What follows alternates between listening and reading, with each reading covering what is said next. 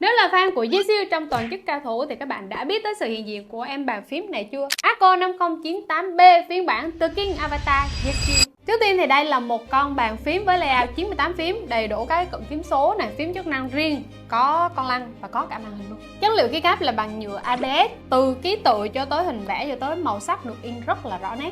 Em này có hỗ trợ hot swap cả 3 pin và 5 pin nên các bạn cứ thoải mái custom theo ý thích. Có 3 chế độ kết nối là Bluetooth, jack Type-C và receiver. Em này dùng switch của nhà Arco luôn, Arco Piano V3 Pro.